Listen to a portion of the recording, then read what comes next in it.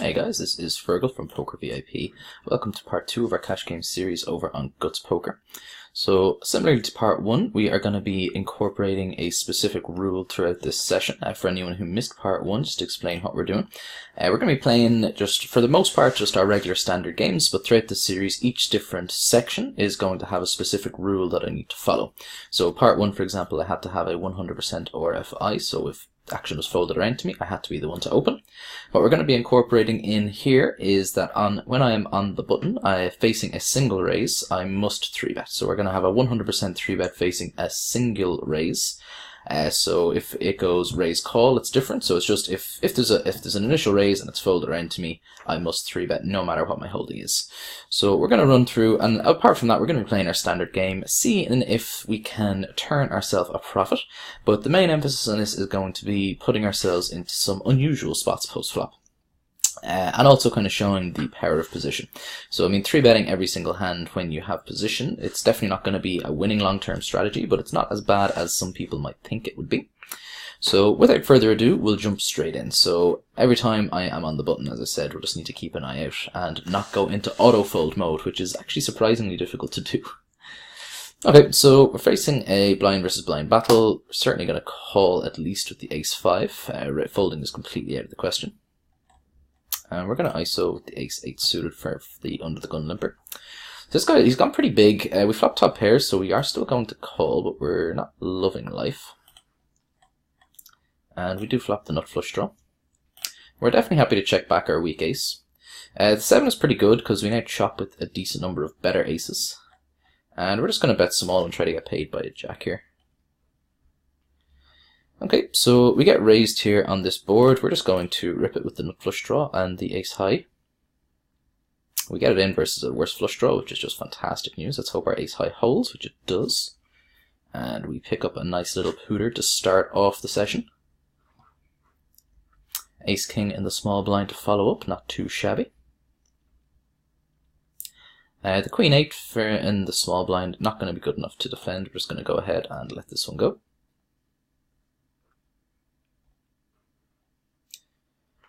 This guy is coming back over the top here. This is the guy we just stacked in there a second ago. Entirely possible he's just going to tilt call off here, so we're just going to jam it in with the ace king. He has the 6 deuce, so to say he's tilt calling off is an understatement. That is just a wild, wild hand. So 2 hands in against this guy, and we've won 2 stacks from him. So let's see if we can keep this trend going. Now, this kind of sucks because we have to 3-bet our 6 deuce suited here unless this guy does something. Now, this guy does call, so we get away with it. The reason I really don't want to do it here is because I just think that this guy is just going to be looking to get all of the money in as much as possible here.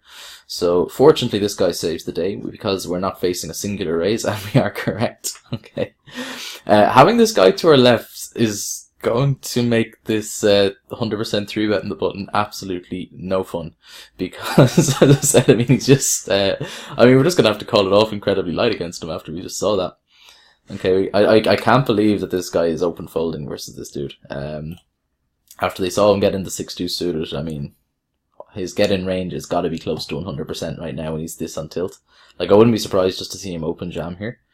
No, he just opens. But anyway, good start to the session. We're up what, a euro over here, and we're up like nearly 2 buy-ins over here, so pretty decent going. And again, because there's only a limper, our rule does apply here. We must 3-bet here because the open limpers, because there's probably going to be a decent chunk of them, we're not really going to include them, because otherwise there's probably going to be a lot of limpers most times. So anytime we're just facing a singular raise, not when someone else has called a raise, we have to raise. So 6 tray offsuit, definitely outside of my standard opening range. This guy just goes for the limp jam. And oh my god, it's actually the same dude. This guy, Nicklu888, he's on both tables. Okay, so this could throw some spanner in the works for our plans. Like, he just got 4 deuce in versus the aces here. Okay. So we know the kind of player that we're dealing with. So we're going to be playing a very light call-off strategy against this guy, but going to be opening relatively tight. We're essentially not going to be opening any hands that we're not happy to get in against him. That's going to be our general plan of action. The 100% 3-bet rule is going to be absolutely horrible to play with him at the table. because we're going to have to 3-bet a whole bunch of junk, and I mean, versus this guy, we kind of just have to call it off, really, based on what we've seen him do so far. So we'll see how it progresses. Oh, he's left this table. It's obviously a shame because, you know, he's going to be fun to have around, but it's given what we're here for, it's not actually a complete disaster for us. Sixes is definitely going to be good enough to get in against him if he opts to re-raise. We're going to be flipping tons, but I mean, it's entirely plausible that we just have him crushed if he has, like, you know, 5 deuce. So we're going to call it the sixes. Let's go set mining. We don't hit a set, but we do not flop atrociously either. Like, it's one of the better flops that doesn't include a 6. We are certainly going to check call 1 street and see what Bernardo elects to do on the turn. He makes it nice and cheap for us, which is fantastic. We only have to call 18 cents to win a potential 80 cents, so we're getting an incredibly good price. 10 is really interesting because it's probably going to shut him down a lot with his, like, you know, jacks plus. So we're going to check, and if this goes check, we're just going to lead river for ourselves for value and try to get called by his ace kings, ace queens, those kind of hands. Just going to go nice and small so we can just snap us off with a hand like ace king, as I said, or ace queen, ace jack, any ace highs really. I'd be expecting to call there pretty liberally. Could have even potentially sized up a little bit given that our size looks extremely value heavy. I'm not sure if he is going to be thinking on that level though. I just realized I folded the 6 queen here on the button. This is what I was talking about. It's entirely possible I'm going to miss some of these opportunities. I may have supposed to have been raising there, but it's really hard to go against your basic strategy. Things like that, as I said, if I just kind of auto-fold, I do apologize. I will be doing my best to stick to the rules throughout though. We flop a pair with the king and the 9. We are going to go for a call and see a turn. We were blind versus blind here, so obviously we don't love the ace being out there, but we're not, like, you know, massively concerned. Our king does rate to be ahead pretty often. We're going to be happy just to get this to showdown if we can. I'm just trying to decide if there's any value in betting here. I wouldn't imagine there is. Maybe he calls off with a 10, but I think we're happy just to check down and see our showdown. I'm absolutely shocked he didn't go for another street of value there. I mean, not betting ace-jack there is absolutely criminal in my opinion. I don't see any benefit in not trying to get max value from me there. If he had bet turn, I probably would have folded, but I think after I check back the turn, he should definitely be betting the river himself. We have an ace and a queen of greens, so while we must 3-bet this because we're on the button, we likely would be doing it anyway, so it's not quite the same.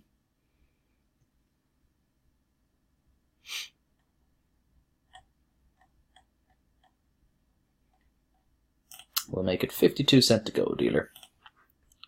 We're nice and deep versus this guy as well, could potentially be an interesting pot. He just folds, so we take it down pre-flop, far from a disaster. And the 6-4 suited, we're actually down to 3-handed here, which is kind of annoying. We would prefer to be full ring for these kinds of rules. Let me think, if we stay short-handed, we may need to adjust this rule and say that I have to open 100% of buttons on this table, because I'll never be able to 3-bet if we stay 3-handed. Or I could always just look for another table as well. Actually, that might be what I'll do. I'll play around till our blinds again, I'll open our next button, and then I will sit out afterwards. Okay, another similar flop to the one that we saw with 6s. Definitely one of the better flops that doesn't contain our set card. So we're on a better hand for a little bit for protection here. Obviously, any 8 counterfeits us. We don't want to see any overcards either. So we're happy enough to take it down here and now with a very, very vulnerable holding. That's likely to be the best hand now, but there's a lot of bad runouts for. And we're going to turn our queen high flush draw into a bluff here and see if we can get this guy to fold a king high or ace high hand. He does call. We are going to bet again, I think. Mainly to get his king highs and ace highs of spades to fold. Sorry about that, I just had to pause the recording just for a moment while I answered the door. So we are back now. One of our tables broke while I was gone, so we've set up a new table and we're good to go. And we have a hand straight away in our first hand in it. We posted our blind, we opened here, we got 3-bet quite large.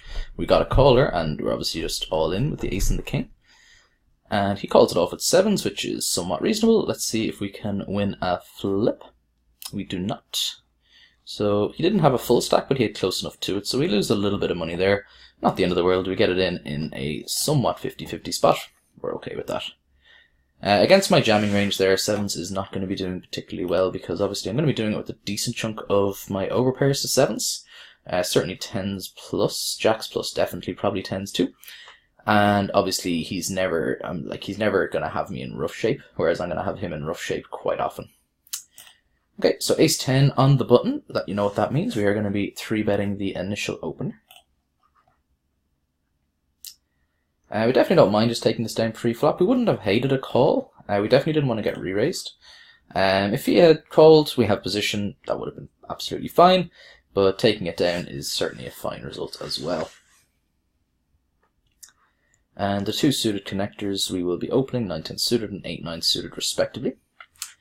Not a very good flop for us with the 8-9. We are just going to fire one and done here. We can get away with a reasonably small bet. We can bet 12 cent and look to pick up 26 cent.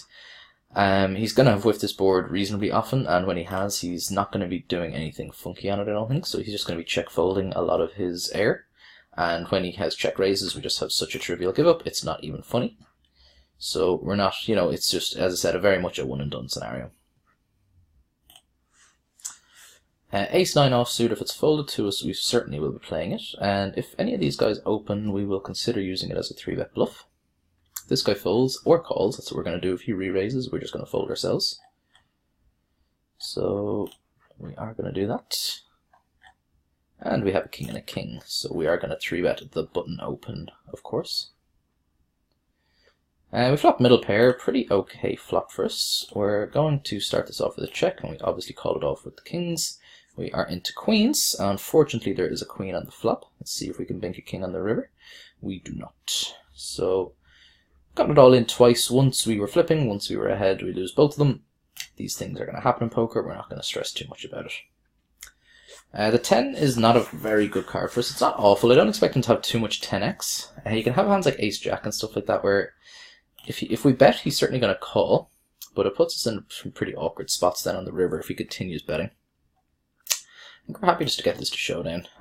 Betting for value seems extremely optimistic. If we check again, he may try to bluff us off a hand like ace-king. If he does have worse. So we do pick up some bluffs by checking to him a third time. And as I said, I think it's pretty unlikely that we do get paid if we bet ourselves by that many worse hands. So we are certainly going to check call here.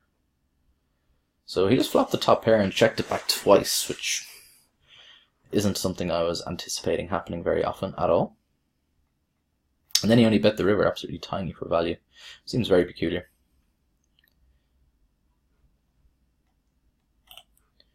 Ace 10, definitely good enough for an open. We would have been 3-betting the queen 10 because we're on the button if the cutoff had opened, but we're just going to go ahead and open it ourselves. And we take it down. Ace king of blue now, so we're going to be bringing this back in for an open.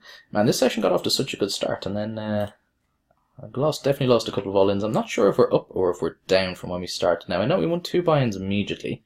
We lost a buy-in here, and we lost one of these buy-ins back here, and I'm not sure if we have any other tables that we've lost money on or not. I can't remember if we had to rebuy at all. So we get a caller with the ace-king. It started out very promising with the diamond, but alas, no more rolled off. We get check raised in the ace-queen-6 board, which is just bizarre. We're not folding. The queen is the diamond is an absolute disaster. The reason I was calling is that I expect him to have a decent chunk of flush draws that he was doing this with. When the flush completes and he continues betting, we're just going to give it up. And we're going to start betting the ace-king when we have the toppest of the pairs for value. That queen is an absolute disaster. You can definitely have ace-queen here. It also might encourage him to call off with the worst, like ace-jacks and stuff. I mean, I don't think I'm going to fold here, but I'm definitely not going to be surprised to see exactly ace-queen. That's what we see. I think we're just too strong to fold there, but as I said, I don't play these limits too much. Maybe that river lead is just always nutted. And as I said, ace-queen does make chunks and chunks of sense. But I'm not in the habit of folding those kinds of hands. I'm not going to worry too much about it. The way I look at those sorts of spots is that if roles are reversed, we're going to be doing better than our opponent is going to be doing against us in those general spots, because I just feel that I'm going to be making better decisions in those marginal spots. So if those roles are reversed, we're going to be winning just as much, or if not more, than our opponents. and losing just as much, if not less, than our opponents if the cards are reversed. So we're not going to be worrying too much about it, because overall I feel that we are beating him in that exact spot. It's just one of those unfortunate situations. But as I said, no point in stressing about it. So we would have had 2 pair over on the bottom left table. Obviously 10 deuce would not be a particularly strong hand to be considering opening up with them. And we have the 7-8 offsuit. If the cutoff opens, we will be 3-betting it. That's what he does. Ideally, we just want all folds or calls and a 4-5-6 rainbow flop. That would be nice too.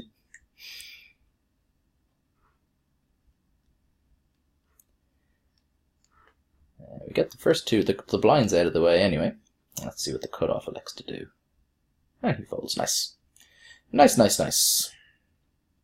10-4 in the cutoff, definitely going to be folding. Ace-Jack in the big, we will be playing. And we're going to 3-bet with the Queen-10 from the blinds as well. Ace-Jack, we're going to be 3-betting versus UK Ropatech. We take that one down without a fight as well. A lot of folds to our 3-bets, which we don't mind. Player 1 up in the top right table, that we definitely want him to fold as well. But Queen 10 isn't exactly a complete disaster. So he does call. We're going to go to plan B. We're going to start barreling. Oh, I was supposed to 3-bet here. My bad, guys. My bad. As I said it at the beginning of the video, and I'll say it again, it's incredibly difficult to stick to these rules that are very outside your basic strategy, because you just do things like when you're playing a few tables at once, especially when you've got something on the go at another table, you just kind of automatically click, and it's very hard to keep focus and think about those situations which are typically automatic folds for you, and do something different to that. It's a surprisingly difficult feat to accomplish. Okay, so we have a suited king here. The button calls or folds. I'm trying to decide whether I want to ISO or whether I want to limp. I think I just want to limp. ISOing definitely can't be bad, but limping seems perfectly reasonable as well, and seeing a multi-way flop with a reasonable suited hand. Playing the small ball poker. I mean, I feel like the king is essentially, it's not the note, like if we're beat here it's by a better king, but it's pretty unlikely that we get called by worse as well on the flip side of that, so we're going to just check and hope to induce some bluffs. Getting value seems pretty optimistic. 4-9 suited, we will unfortunately have to 3-bet if there is a singular raise. If it's just folded to us, we get away with folding ourselves. Nice. Don't mind that at all. Ace-Queen, a hand that we'd likely be 3-betting anyway on the button, so it doesn't really deviate anything from our general strategy. Certainly would be 3-betting versus this open.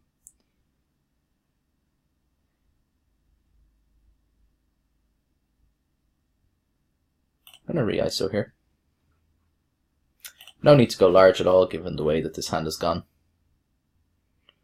Interesting that this guy flats. That's wasn't really. I was expecting him to kind of either go with his hand or just fold it pre.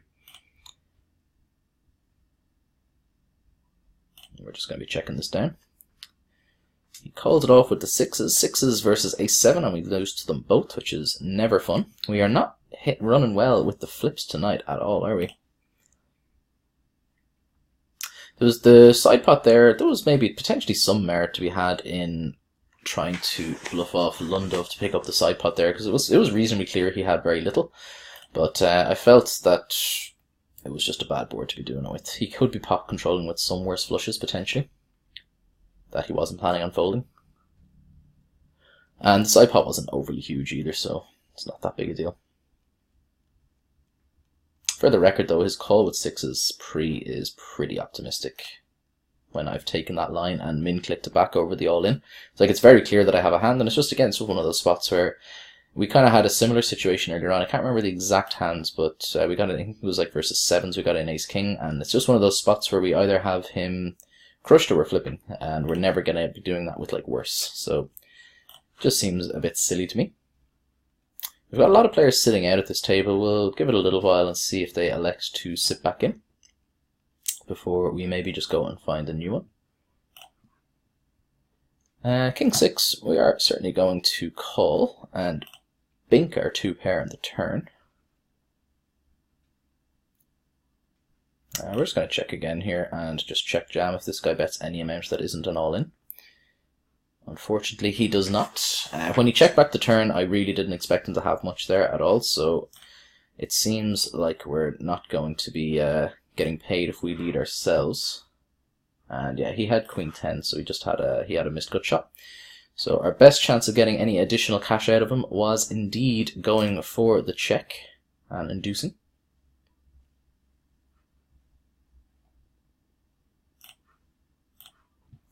This board should have connected reasonably well with his flat calling range. When he checks back, I am going to lead this ace now. Pretty good card for our range, pretty bad card for his. So seems like a perfectly reasonable spot to do so.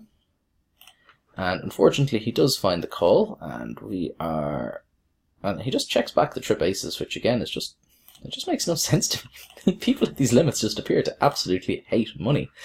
So we pick up a flush draw to go along with our pair. We're just going to go for the check call here. We have showdown, and turning our hand into a semi-bluff doesn't make tons of sense to me.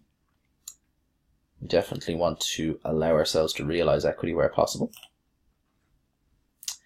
And I don't think we can call down here. This would be a pretty hard spot for him to be bluffing, so we're just going to go ahead and give this up with second pair. Happy to check back the ace-jack. We have another player sitting in. Hopefully a few other people will follow suit once these guys leave.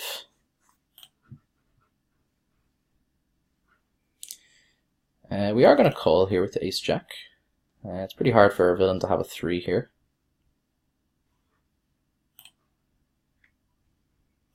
Just going to call it off and hope he hasn't rivered a 9. Oh, he has the 6. Nice hand, sir. Nice hand. I wasn't expecting him to pot a 6 there. He was kind of repping a 3 or nothing, and I was putting my money firmly in the favourite of nothing territory, but alas, he did indeed have the pair. The good news is, though, he's calling off hands with like 10-6 suited pre, which is going to bode quite well for our general opening ranges, so no complaints there finding out that little bit of information. This guy's 3-bet. I mean, he's been quite passive so far. When he does elect a 3-bet, even though this is quite a strong hand, I think it's going to be faring pretty badly against his 3-betting range here. I think he's going to have us dominated a decent chunk of the time. We are going to be flipping sometimes, sure, but it's just one of those hands where we're not going to be doing well enough that we're comfortable getting in like 50-ish big blinds pre, or whatever it was, 40 maybe. Oh my goodness, I've been very, very lax with my 3-bets here. This should have been a 3-bet as well. Okay, we're going to have to really focus for the last 8 minutes and look to bring in these spots. Worst case scenario, it's still going to be an interesting strat video, at least anyway. We've definitely found ourselves in some interesting spots, even without the rule set. So we'll see how we go for the last 8 minutes, though, and I'll really put the focus in making sure that we don't miss any more. Every time I do miss one, if I realise it, actually, I'll start implying the rule on the cutoff instead. That makes sense, I think. So I have to do it in the cutoff up in the top right table, basically. It's a shame we would have had 2 pair as well.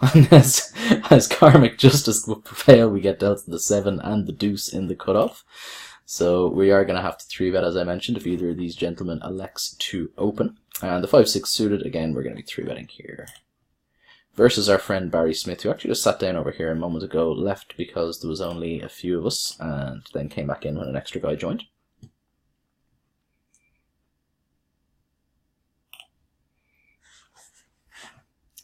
Because no one opened, we got away without having to 3-bet the 7 deuce. We just got to fold it instead, which is fine by me.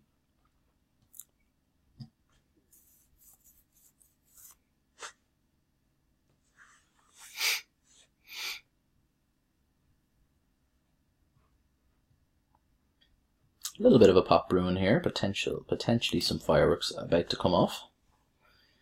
Nope. We would have turned the flush draw, which could have been fun. If anyone sees the 7 deuce in, like, you know, in the 3-bet pot and we end up shipping it with some gammy runner flush, they're not going to be happy, that is for sure. Okay, king queen suited in the big blind. We are certainly going to be playing this hand, or almost certainly at least.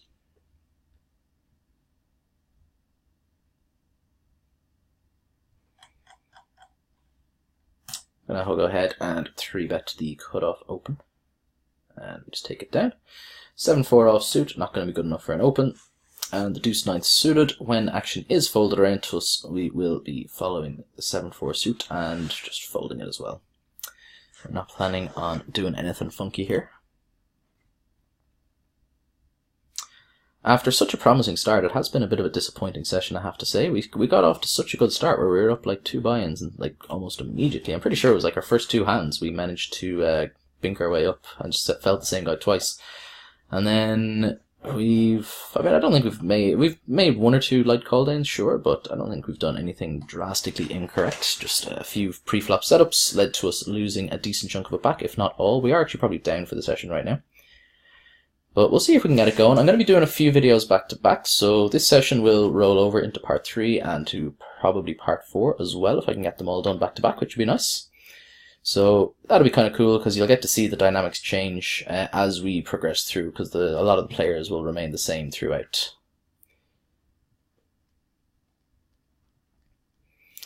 Okay, 7-9 suited. We are going to be playing this hand, unless this guy just does something dumb like open jams.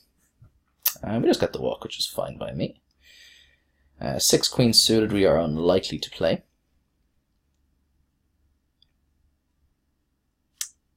We are going to go ahead and fold. And the king deuce offsuit, again, nothing really much we can do here, so we're just going to go ahead and let that go.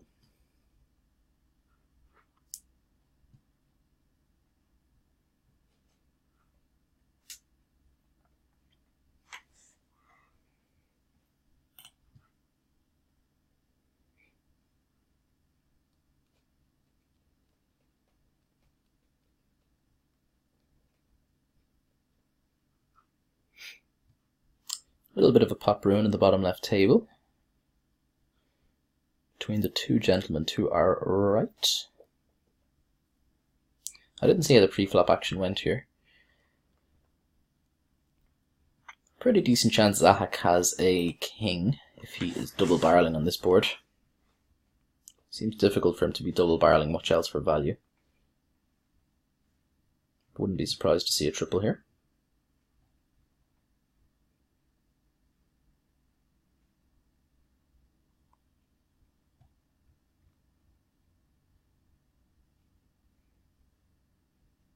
He is thinking about it.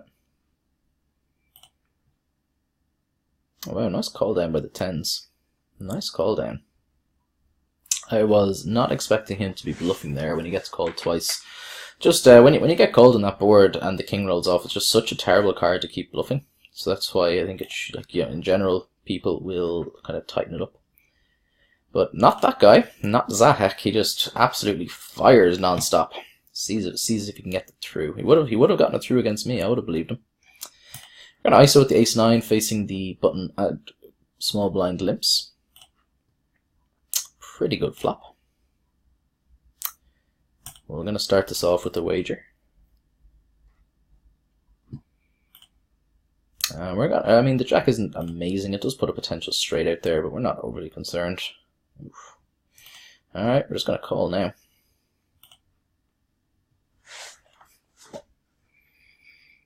Folding at any point here seems out of the question. I'm really not loving this, but yeah, he has the king and the queen. That is pretty upsetting.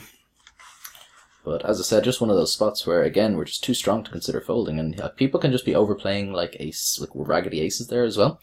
So he can be doing it for value with worse hands potentially if he has like ace-5, and because he only limp called, it's like very unlikely he has ace-10 plus. So it was kind of his ace-x range was going to be weighted more so towards the raggedy aces, and obviously king-queen I would have assumed he was going to raise pre as well. So maybe all my assumptions about that player is going to be wrong if he's limping that strong a hand from the button, but I made what I felt was the correct decision at the time, and unfortunately it bit us in the posterior. But again, one of these spots where we had a strong hand, he had a stronger one. We're not going to worry too much about it.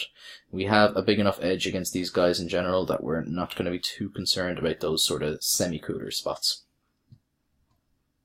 I'm not in the habit of making hero lay down to these limits given how prone people can be to overplaying hands that they shouldn't be.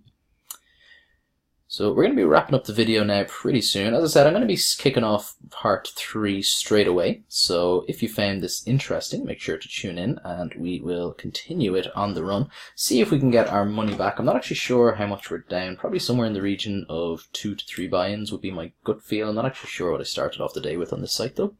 But we'll keep it going, as I said, and do any questions, any comments on any of the hands that we've played, make sure to leave them in the relevant social media. I do endeavour to get back to them as much as I can.